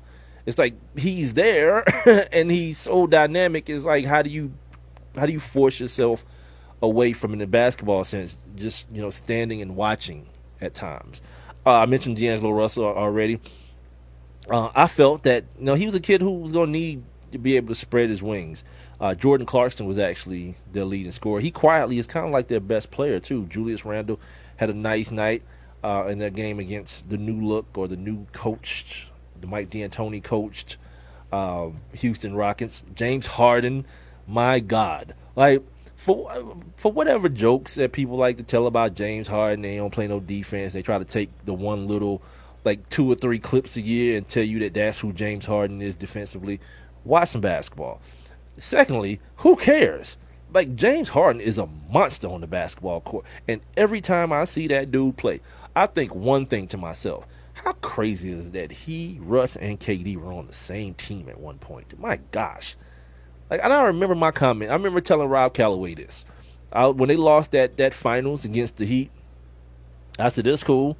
I said, because you know what's going to happen? Everybody else in the league going to get older, and these 3 dudes just going to be getting better. And it happened. They all got better, but they not together anymore. Like, James had to bounce because, you know, the folks that run Oklahoma City felt like they wanted to make sure they got something for him. They didn't want to just lose him to free agency, which they were going to because, of course, small market, can't pay everybody. They had already paid Serge Ibaka. They was lining up to pay to extend KD and Russ. So James Harden was kind of like the odd man out. He was a 6th man at the time too, but he got like starters minutes in the 4th quarter. So there was that. But yeah, 17 assists, cuz 34 points. Hell yeah. That sounded like an early MVP candidate to me, a dude who didn't even get any sniff for NBA all NBA last year. Who was that? Mark Jackson said it's criminal. Not a whole lot of not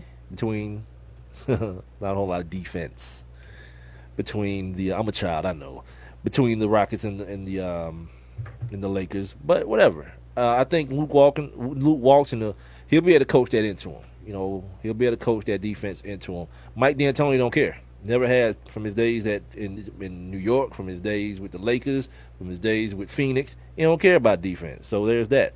Saw Dwayne Wade last night. First game back home with the Bulls. First official game. He, Rondo, Jimmy Butler. Now, the question today about whether it being D Wade's team or Jimmy Butler's, because Dwayne Wade hit a timely 3 at the end of regulation, at the end of the game, to put the Bulls up 6, was it like 105 to 99 or something like that in the closing seconds. But you know, at the same time, Jimmy Butler, he had a big 3 at the end of the half. So whatever. This dude.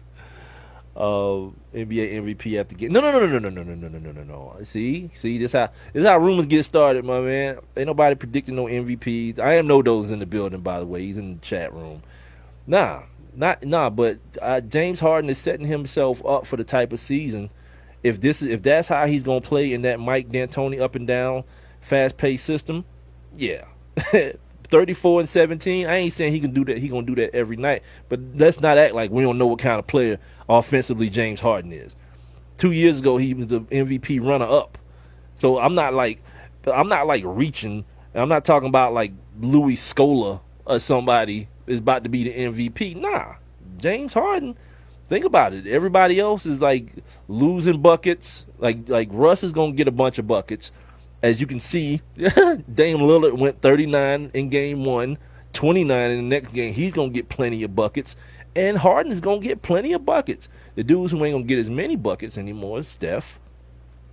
You can probably think that the 35 from Kawhi in game 1 may have been an aberration just because of the system. KD ain't gonna get the same amount of buckets that he got in Oklahoma City. So if you're talking MVP, let's be realistic with the names that we talking about. Feel me? And I think James Harden, I think that's a realistic name. I don't think anybody is looking at me like James Harden MVP. Nah, that's as realistic as any name. You know what I mean? This ain't me. Who's somebody else? Like Serge Ibaka. Serge Ibaka, MVP this. Nah, hell no. You know what I mean? Where was I? Oh, other thing. I saw the Clippers play last night. Speaking of that Blazer squad, the Clippers got a win last night. Oh yeah. I am no though. That's like your go-to, the brow. Anthony Davis is a monster, man. Good God, that dude. Like, if I want him to stay healthy, you feel me? It's like my same comment about Colin Kaepernick. Like, when I'm saying Colin Kaepernick, I just want him to be good at football. Anthony Davis already real good at football. I just want him to be healthy, man. I love watching that dude play basketball. Goodness, I do. Guys like him, Karl Anthony Towns, like the NBA. For those people who love to holler out, and relish in 90s basketball, the NBA is star packed now, man. Like all that old time back in my day stuff as it relates to the NBA, you gotta miss me with it. You gotta miss me with where's the big man? People love hollering that out. Where your big man at? All right. Speaking of Anthony Davis, we get to see that tonight. We get to see Golden State. Are they going to New Orleans, I think? I got the schedule here. I don't know why I'm asking the question. I got the schedule right here in front of me. Oh, yeah, they go to New Orleans at 9:30. I'll at that. You got the Rockets going to the Mavs at 8:30. 9 o'clock. Lakers and the Jazz. I don't know too much about the Jazz, that Jazz squad. The Heat and the Hornets. Hassan Whiteside, you get to check that out. Him and Justice Winslow and Goran Dragic and all those cats. Kemba and the homies. You know who I saw? I saw freaking Roy Hibbert yesterday. I was like, damn. No one's giving up on Roy. Roy playing for the damn Hornets, man. Good for Roy. You can't be like 7'6" and working at Foot Locker, cuz. You got to keep playing as long as you possibly can, because that look way too awkward when the doorbell ring and I go open it up and the pizza man is like 7'9". No, I can't tip you, dude. Get your ass on the basketball court somewhere, man. Leave. Anyway, sorry. I got this thing with Roy Hibbert. I'm gonna have my man. I'm gonna call my man Guy Torrey, man. He's a big Lakers guy, but he knows Roy Hibbert. He called himself defending him last time we talked. Y'all see this thing about LeBron? LeBron apparently telling Tristan Thompson the same thing I've been saying. Don't be bringing that bride around here, man. Like, he understand what the KKK is, man. Not the Klan, the Kardashian Coochie Kurtz. So apparently LeBron done told this dude, man, don't be having that chick around this game, because it's real. Like, I ain't even a dude who believe in all that curse stuff, but like, when the evidence presents itself, what I'm gonna do? Just ignore it. So apparently LeBron had told homeboy, and then homeboy told Tristan Thompson told LeBron, she my lucky charm. If we had lost the first game, I might have told her to stay away then, but since we won the first game, she gonna keep coming to the game. She gonna keep coming to the game. That's what I'm saying. The other thing that happened in that Bulls game, going back, that throat slash stuff. God, man, people are so ridiculous. Like, people treat like fictitious things as real things, and I don't know when we got to that point. I even looked it up. Like, why is that a thing? Because it's a simulation of you murdering someone, because that's what's going on. Like, Dwayne Wade is going to murder somebody. Or somebody's going to look at Dwayne Wade. He just did a throat slash. You know what that makes me want to do? Go kill somebody. Like, people, I swear, people think that sports fans are stupid. And, I mean, for the most part, they're right. But who's that stupid? Like, at some point, give people an ounce of credit. That watching Dwayne Wade hit a big three and then doing the throat slash is not going to cause, a more murderous society.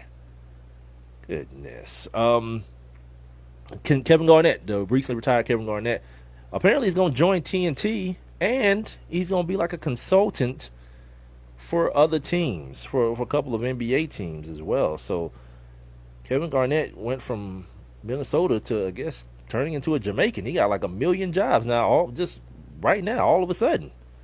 Good for KG, man. The man who uses the N-word more than I do.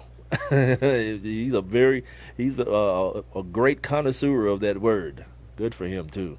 The Hawks last night took care of the Wizards. That team, Bradley Beal and Sean and John Wall. Like, for all this like manufactured stuff that people trying to do between Kevin Durant and Russ Westbrook, like, I think it's kind of real with Beal and Wall, man, because they both verbally been like, nah, I don't think we get along sometimes. Or like, if I knew John Wall was gonna be here or whatever, I wouldn't have re-signed. I think Bradley Beal said something like that. Like, it's like real tension between them dudes, not like this fake made up stuff that people are trying to manufacture and say was there between KD and Russ. That's gonna be bad for their team, because both of those dudes are good basketball players, and if they can't understand that there's only one basketball and it has to be shared, there's going to be a problem for Scotty Brooks. He's going to have the same problem. It's the same dude that was coaching those two dudes, now that I kind of, draw the parallel there. Dwight Howard here in the ATL, I mentioned it earlier, he looks healthy. Looks real healthy, got a lot of spring to him. Still, there's going to be some issues to the game, and everybody today was freaking out. Rebound, look how many rebounds he got. And then came, like, these people here in Atlanta, they never let me down, boy. That never surprised me. I was like, man, they took the high road on that one. Sweet. Nah, immediately. The Celtics lost yesterday. No one said a word after they won their first game. They beat the Nets, right? But they lost yesterday. Look at that. Al only had 6 rebounds, and Dwight had like 95. They two different players. Like, all these folks around here, they all booty hurt because Al was honest about the situation here. It was opening night last night. You see how many white shirts was left on them seats in Phillips Arena yesterday? Consistently, this city, this team is below the bottom of the league in home attendance. Al said, "You know what? I came from the University of Florida where people was bat crap crazy over the team I played on because we won championships. I want to go somewhere where it don't feel like I'm playing in the gym by myself." That's what he said, paraphrasing what he said. And he went to Boston, an upstart team, the same way the Hawks are or were a couple years ago. But again, people want to be butthurt because somebody goes and takes a better job, a job that's better for them, for their situation and their family. That's ridiculous, man. Al did a lot in this community. He did a lot for this team. Came back early off of 2 pec tears to try to play in the playoffs. Yeah, I think it's whack, that whole little situation. And meanwhile, the thing that ain't been brought up, yeah, your brand newly extended point guard, 2 assists yesterday. The one that you ran out of town though had 8 for the Pacers. Oh, we gonna wait. We gonna wait till that flips before we mention it. If you're a Hawks fan, right? I'm good. Don't be ridiculous. This is where I'll say it's a long season. Everything will play itself out. Al will find his fit with the Celtics. That's a good ball club. The Hawks are a good ball club. And then Dennis will find his way with Dwight. Like last night before the game, Dominique and Bob are showing showing highlights of the Hawks versus the Cavs reserves in preseason. Like, look at the execution of this 1-5 pick and roll. You ain't see 23 out there. You ain't see 2 out there. You ain't see what's my man name? Oh God, Channing Frye, Tristan. You ain't see none of those people on the court. It was all like James Jones and backups. See, that's who I am. You start showing me stuff and try to brag, I'm like, all right, who did they do it against? Nobody. And just like last night, 2 assists for Dennis Schroeder. That 1-5 pick and roll, one bunking like that last night, was it? No. No. We had a couple minutes left in the week, as a matter of fact, here on the One Mic with Big Mike show. Appreciate you guys hanging out. Appreciate you hanging out all week, too. And if you're listening to this on demand, I appreciate you just as much.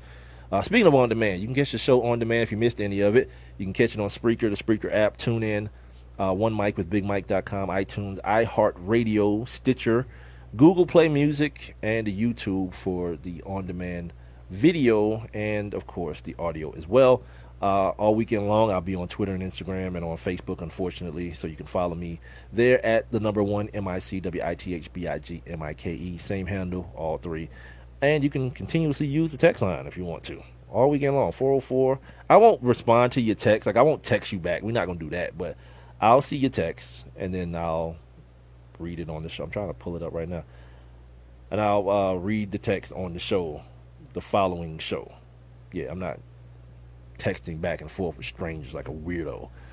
So this weekend, we got college football. The last week, I guess I should say, before we get to the actual rankings, the BCS playoff championship rankings, the ones that actually count.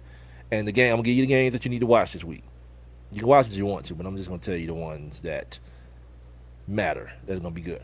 One that I don't have on here, though, that Michigan State-Michigan game, only because it's a rival game. Michigan State is bad this year, and Michigan is like hella good. So it may not be that typical Michigan State game that you've been used to over the last couple of years. But I'll keep an eye on it. Like, hit that little red C. If you got Comcast, just hit that on the remote. That way you can kind of see the score on the right. That's what I do sometimes. Like, if it's a game that maybe I could watch, but maybe not, I kind of keep an eye on it, the score on the right, while I'm watching something worth watching on the screen. And then if it turns out to be like a close game, second quarter rolls around, it's like, 3-0 or 7-10 or something like that. Yeah, flip on over, check that Michigan State-Michigan game out. I don't know where they play. I think they play at Ann Arbor. Not sure, but still, a damn rivalry game.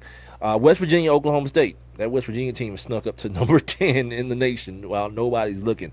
And nobody should be looking. They ain't played nobody. None of the 6 games they played so far are against a team ranked at the time they played them or even now. They've played nobody. So, when you hear people say, I think team ain't played nobody, they usually say nobody but. No, this team hasn't played anybody. And this week is no different. They play Oklahoma State, another unranked team. Excuse me, they got some late season games against Oklahoma and Baylor. I'm probably not going to get to that Baylor story today, but it ain't going to change. By Monday, it'll still be there. And I can talk to my man Ben Troop about it. Speaking of Ben Troop, the homie is going to get honored this weekend, the Georgia-Florida game. I don't advise you watch that. I'm going to send him a text and make sure and see if it's at halftime, because I'll turn over to see it at halftime to see my man get inducted into the Georgia-Florida game Hall of Fame. No doubt. Big stuff going on for the homie Ben Troop. We'll talk to him on Monday about it on Troop Talk at 7:30. But yeah, I got to make sure I mention that. I probably won't be watching the game because not both. That Georgia team is just trash, like trash. Oklahoma State in this West Virginia game has a shooter's chance, a puncher's chance, because their offense is just that. Mike Gundy and the boys can put together some offense, but it's still that whole Big 12 thing, and that's really the thing that's kind of keeping West Virginia where they are, because they happen to figure out a way to play some sort of defense against those nobody-ass teams they've been playing. They only given up like 17 points a game in the last 3 weeks. You got Washington and Utah. Here's the thing for Washington, and if you guys hadn't seen Washington this week, they're on early, 3:30 on Fox Sports 1 this weekend. Give that Washington squad a check. Chris Peterson. What's the quarterback's name? I always forget it, because I always think about the UCLA kid, Josh Rosen. What the hell is this kid's name? Anyway, the quarterback who I have in my Heisman running, if I can remember his name. I don't have a vote anyway, so it don't really matter. This is their chance to lose. Number 17, Utah. Number 4, Washington. This is their chance to lose before the championship, because everyone else, they've already beaten the hell out of everyone else, the Oregons, the Stanfords, the Oregon States of the world, beating the hell out of them 155-44 combined. This Utah game, Utah's a team that shows up and they want to beat you up. They want to punch you in the mouth. They got a bunch of those damn Samoan dudes too. Like, if you got 1 or 2 Samoan dudes, like, you doing all right. They got a bunch of them. Like, before the game, they start doing like those chants. Speaking of like the Cleveland Indians and all that kind of stuff, I did not know until like last year when I was talking about the story regarding like mascots, Native American mascots. The Utes, a Ute is a UTE, Utah Utes. They are a tribe. They're a tribe, and they have an affiliation with the school, from my understanding. So they like do like this tribal stuff at the beginning of the game. It's like real like hard until they end up getting their ass whooped during the game, and it looks like it's all for naught, a bunch of carrying on for no reason. But yeah, they line up and they come to play, and they come to whoop ass out there in the Pac-12. So if you one of these SEC people, ACC people is like, Pac-12, they play too late. Well, 3:30 this week. Give it a spin. Nebraska and Wisconsin. Wisconsin, another team that wants to beat you up. Nebraska too. Mike Riley is their coach. I know this because of the Aflac questions of the day last week, which I didn't know the answer to. There was like 5 coaches in FBS football who coached in the NFL, and it was like not Lane Kiffin, 5 head coaches like Bobby Petrino, Nick Saban. Anyway, I don't have time to go through all of them, but the one I didn't know was Mike Riley. Oh, Lovie Smith was one. Anyway, yeah, Nebraska in the next 2 weeks they're gonna play some pretty decent squads. Wisconsin this week and then Ohio State next week. So, but them being undefeated and trying to win that West up there in the Big Ten, this is gonna go a long way towards it. Now I think they got a tiebreaker of some sorts, but we've seen Wisconsin play Ohio State and Michigan real tight, lost by 7 points to each team. So this should be a pretty good game. Wisconsin, yeah, they got the tiebreaker over Nebraska already. Or they would have it if they beat Nebraska coming down to a Big Ten championship game. So Nebraska's going to need this game going forward. And for Wisconsin, it's definitely a must win. You got Clemson and Florida State, 8 o'clock, ABC. This Clemson team's been so up and down all year long, right? Excuse me. Beat teams like Syracuse, Pittsburgh, Wake Forest, South Carolina. They got those teams on the schedule, I should say. We saw Clemson struggle to Troy. They only beat Troy by 6 points. They should have lost pretty much to NC State last week if that field goal was made at the end. So that's the thing. Auburn and Mississippi, finally, that Mississippi team is out of the top 25. They under 500 finally. They 3-4. But they lost to Florida State, Alabama, Arkansas, and LSU. So they kind of gave them some pity points for that. That Auburn team is coming on. After that game, that late win against LSU, Malzahn gave up the play calling duties, and that team, they got that big-ass, like, old-school running back, freaking neck roll from the 90s, running back, running the ball. The little white kid. He's a white kid. I think his name is White, too, isn't it? No, it's not Jeremy Johnson. He's far long gone playing quarterback from Gus Malzahn. So record-wise, don't look like that should be a good game, but Ole Miss is trying to come back. They got their ass handed to them last week by Auburn. Auburn beat the hell out of Arkansas last week, but I think didn't Mississippi get it pushed in last week too? Either way, they got to try to get back to 500 because now they're in jeopardy of not even making a damn bowl game after hanging around the top 25 all damn season. All right, that's gonna do it. That's going to do it for the Friday edition. You get some of this World Series in. You get some of this basketball in. You got college football tomorrow.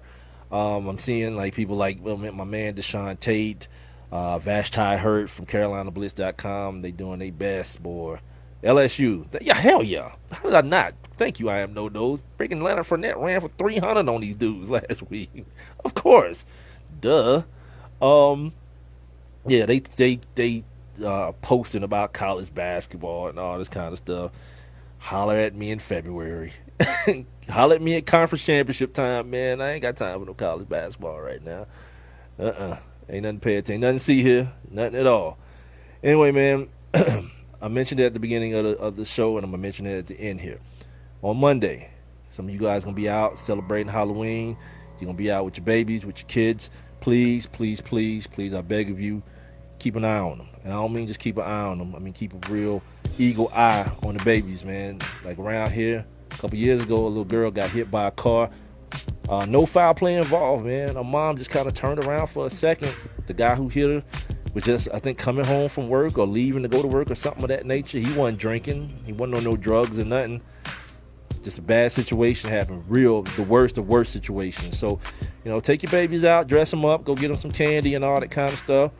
But you know, those myths about the razor blades and the apples and all that kind of stuff, urban legends. The real fear, man, is just not paying attention and getting, you know, your kids can get caught up in all the activity and they can't be paying attention sometimes. So it's up to you as the parent to be, you know, be that guiding force and pay attention for them. So you guys, by the time you hear me on Monday, a lot of you guys are gonna be already out trick-or-treating and all that. So I'm gonna make sure I say what I gotta say now.